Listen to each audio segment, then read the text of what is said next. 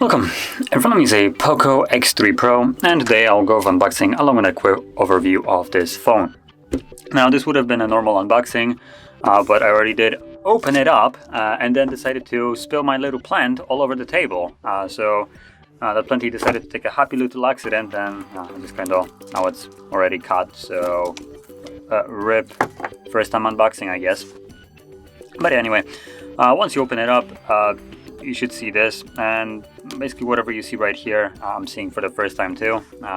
So yeah, welcome to the POCO family. Cool. Just a little cardboard cutout, whatever. Then we got paperwork, stickers. That's actually that's nice. Some booklet that we don't really care about, so neat. Out of the screen. And we got the casing. That's always nice to see, and it looks like a fairly decent screen protector. I'm gonna set it to the side for now, and let's get rid of that as well. And obviously you can see the phone right here with some specifications, which I'm gonna touch upon after this, so once I actually get through the box.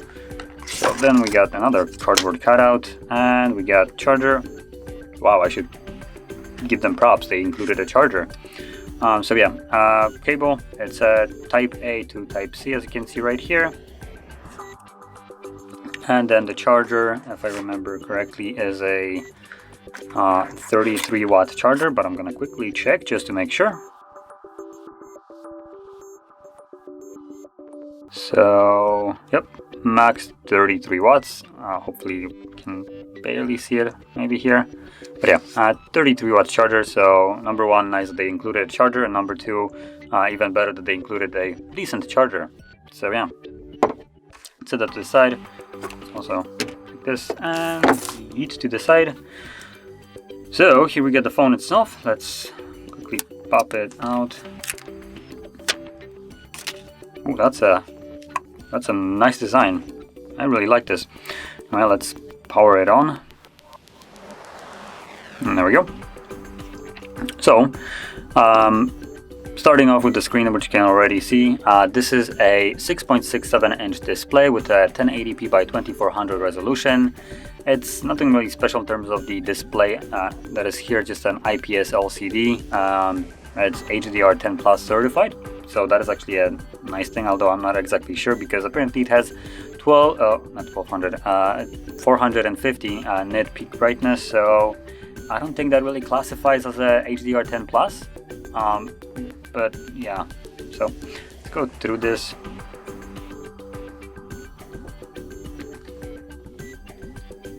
I'm gonna try to skip through most of this just so I can finish it up quickly.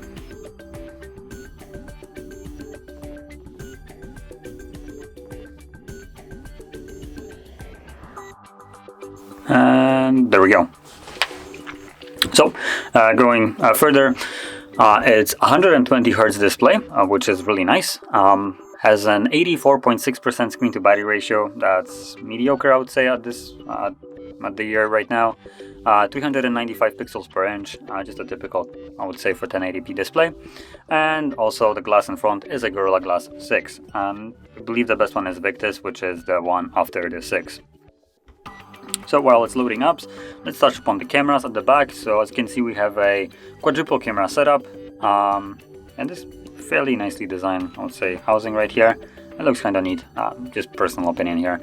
But yeah, the main sensor is a 48 megapixel wide, then we got an 8 megapixel ultra wide, and then we got two trash sensors. So we got two 2 megapixel macro and 2 megapixel depth sensor. So yeah, just kind of forget that those exist and never use them, would be my advice.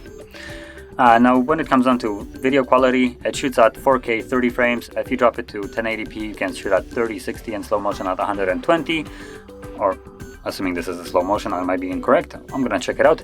And also 720p at 960 frames. Now that is most certainly a slow motion. And oh, look at that, it's already set up. So let me max out the brightness. So as you can see, the display doesn't get that bright. Now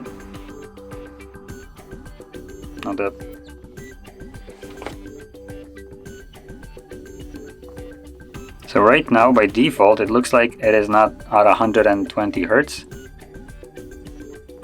Yep, that's most certainly not 120. So let's change it straight away to refresh rate 60. Yep, there we go, 120. So now everything looks buttery smooth.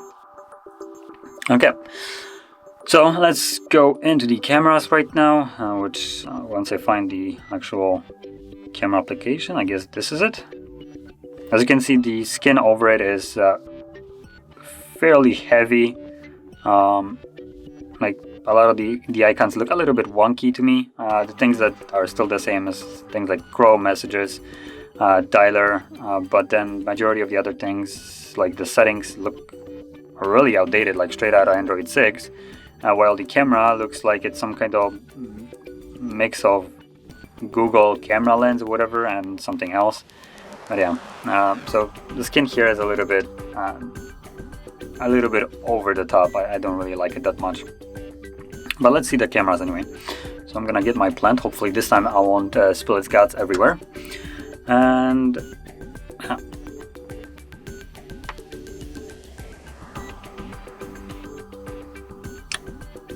so this is the normal shot. Then we got a 2x zoom, ultra-wide, and let's also get into the portrait, because that is the sensor that will be using the depth sensor and also probably ruining the shot. So let's check it out if that is the case.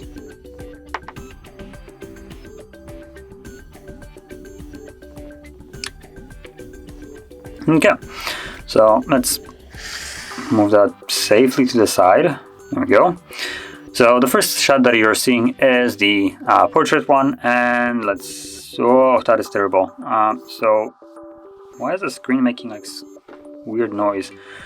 So that is atrocious. I have no words for this. This is atrocious. So these are pine or cactus needles, which are most certainly thicker than human hair. So if you can imagine that this would be your head and these needles are your hair, that's kind of how you look. Imagine that is the face. So anything that is outside of the whatever you want to call this, the radius right here, just gets completely blurred into oblivion. And yeah, that is trash. That is unusable, I would say. So highly discourage you from using portrait mode, because it just destroys the photo and makes it just trash. There's no other way of calling it. But we also have a couple other ones, and we do actually have, let's see, we can change the focal point, so hopefully this can fix it. Hey, look at that, we actually can fix it. So there we go. That is how it's supposed to look like. So I take it back. The portrait mode is usable, I guess, if you want to fiddle around with the actual blur amount, which probably you would want to set it to 0, which also begs the differ why the portrait mode is being used then at all. But yeah, as you can see right now, this is how it's supposed to look like, and this is a okay looking shot. I can't complain about this one. So let's go to next one, which we're back into the other one. I just made another one, so let's go next. There we go. There is the portrait one, or not portrait, what am I saying? This is the ultra wide. That's what I meant to say. So it's okay. It's a little bit grainy. Maybe you can see it here, maybe not. It does have a little bit of graininess to it. Distortion as well, which is to be expected, honestly. I don't really expect much from an 8 megapixel ultra wide. So yeah, let's go to the next one. Oops. So this is the 48 megapixel normal shot, and you can see that this is looking, stop. So you can see that this is looking, I would say, good. Can't really complain. Oh, don't you dare, don't you dare. There we go. So okay, you can already see one little problem right here. The software or the skin works like trash.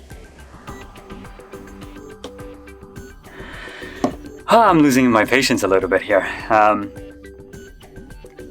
So yeah, The skinning here is a little bit bad, but other than that, hopefully you can get through the photos here without me losing my cool.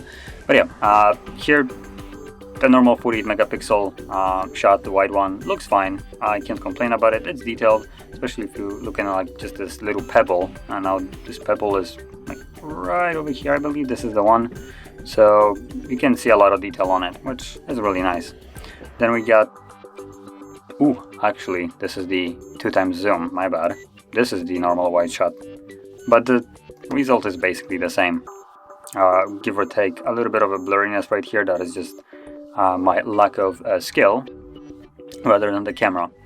But yeah, it's basically the same, just zoomed out a little bit. So this is the normal one, how it will look like, and this is the 2x zoom, which is equivalent of me just capturing a photo cropped in like this. So yeah. Now anyway, both of them look fine now, I would have to say. There is a lot of detail. But when it comes down to last sensor, which I left for purpose, let's see if I can quickly find it. More. So it looks like they're hiding it somewhere because it is garbage. There we go, macro, found it. So obviously this is just gonna be the most abhorrent thing you can probably capture.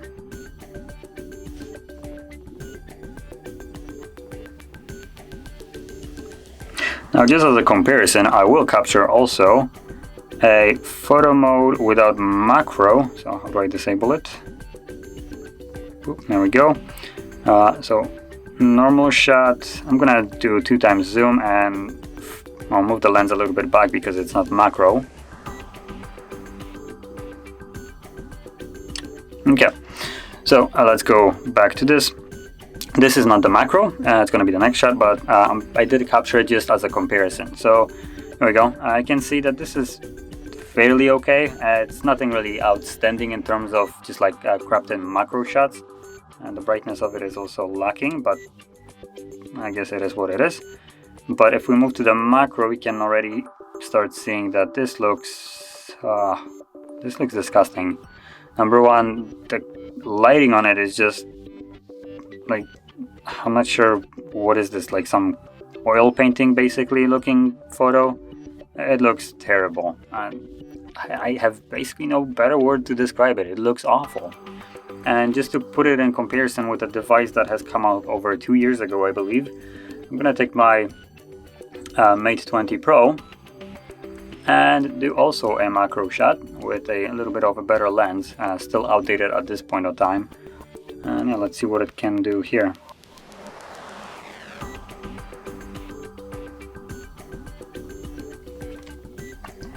So this is the actual macro on a decent phone.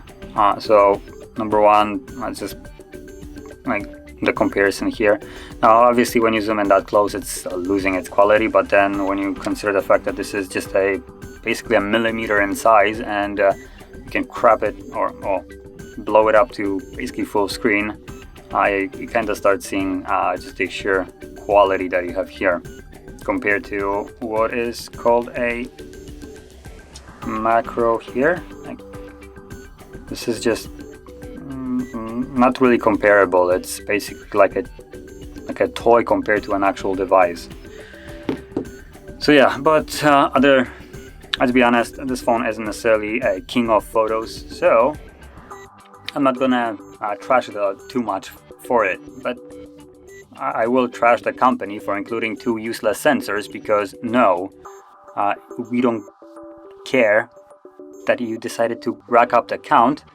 It shouldn't be here. If it's bad, don't include it. Drop the price, don't include it. 2 cameras are okay if they're good. If you try to include 4 trash cameras, it doesn't make the device better. So yeah, just thought I would put that out there. If you're thinking that just because it has more little holes here, that it looks nicer and will perform better, no, it doesn't. So yeah. Now at the front, the Selfie one, this is the 20 megapixel wide sensor, and it shoots at 1080p 30 frames. Now let's quickly see how that will perform.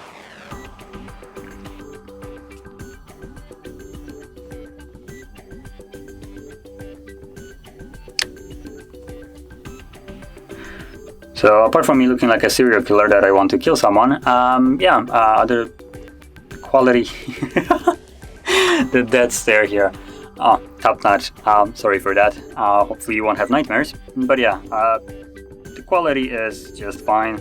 Can't really complain. Not much smoothing for it, so it's okay. Now moving to the actual internals of this device, it does come with a Snapdragon 860, so it's not the newest one, it's kind of like a weird one. It's not the flagship Snapdragon, but it's also not really a mid-range Snapdragon. So I don't know how to classify it, but it's good. That's basically the gist of it. And in terms of the storage that you get here, we have two different versions. So if you go with the lower storage one, which is 128 gigabytes, you have two options of RAM, 6 and 8 gigabytes. And then if you go with the higher spec model with the 256 gig storage, you only have the 8 gigabyte RAM model. Now, in terms of the storage, storage and also RAM, if you're not really planning to play games and you don't need, I don't know, every app running in the background just for kicks, then probably 6 gigabytes should be good enough for majority of us out there. And also the storage should be good as well, assuming you're not planning to have a server backup on your phone. So yeah, 128 I believe should be good enough for majority of us. And if you want more storage, which is acceptable, that's probably not the correct word for it, but yeah, if you want more storage, you can also expand it using an SD card, so that is a nice touch. So you don't need to go for the 256 and spend more money if you don't really need it, if you know what I mean. So moving out of the storage, or actually let me just add one more thing. The storage here for every model is UFS 3.1, meaning that the storage speeds, read-writes are basically equivalent to something like an SSD, which is really good. There is only, I believe, one better option, which is the NVMe, and iPhones come with it, but let's be honest, this costs about $250 while iPhones cost over $1,000. So I would call that a good trade-off here. And then moving further to the battery department, it comes with a 5160 milliamp hours battery, which I also did mention. It has the 32-watt charger, and what that means for the charging speeds, it's at least what they advertise, is that in 30 minutes you will charge it to 59%, and in 59 minutes you will charge it to 100%, which honestly those are really good speeds, I would say. Especially the 60% in 30 minutes, yeah, that's really good. And lastly, a couple notable mentions here would be things like the inclusion of a headphone jack, which is right at the bottom next to the Type-C port, fingerprint sensor, which is in the power key, and that's about it, honestly. There's no wireless charging, there's NFC obviously, and other than that, the phone has a fairly decent specs for the price that it costs. I can't really complain about it. Now, personally, I would prefer something a little bit more high-end. I kind of sound a little bit douchey saying that, but what I'm looking for personally is a phone that can capture better photos, and this will not deliver it. As you can see, there are two useless cameras. The 48 megapixel does okay job. I can't really complain about it, but it just gets outperformed by basically any actual flagship device. This is what you would call a flagship killer, but without the flagship not flagship specification, but flagship features. So it cuts on cost in a lot of different departments. You don't have AMOLED display, you don't have wireless charging, you don't have premium build quality, under finger display, fingerprint sensor, and all that stuff is just kind of missing here. What you do have is a good processor, really good one, especially for the price, decent storage, a fast one on top of that, really good battery and battery charging speeds, and that's and also the 120 Hz refresh rate. That is also an amazing feature here. And honestly, for $250, this is an amazing device. It just it lacks a couple of the premium features that I would be looking for. I would rather pay more and have them rather than pay less and have something that is more budget oriented. But yeah, if you're looking for a really good device that has majority of the features that you'd be looking in a flagship for, like the high refresh rate, really blazing fast speeds with a processor and decent storage speed along with decent amount of RAM, then yeah, there's, I believe, no better option here. This basically performs as a flagship with the cost of a mid-range device. So if that is something that you're looking for, then yeah, there's no contenders here. But yeah, let's lastly just pop the case on and see how that will look like. And that is a hefty little case. There we go. Popped it on. So the casing obviously will provide a lot of protection. This is a fairly thick one. Most likely if you drop it, it should save your device. Also allows you to put it on the screen if that is something that you like to do. I personally don't. And it will protect it because it does have bezels basically all around. But yeah, at the end of the day, finishing this off, this is a really good device. I would say most certainly worth the money if you're looking for a mid-range device with basically flagship specs. And yeah, I would highly recommend it if that is something that you're looking for. Now, that being said, if you found this very helpful, don't forget to hit like, subscribe, and thanks for watching.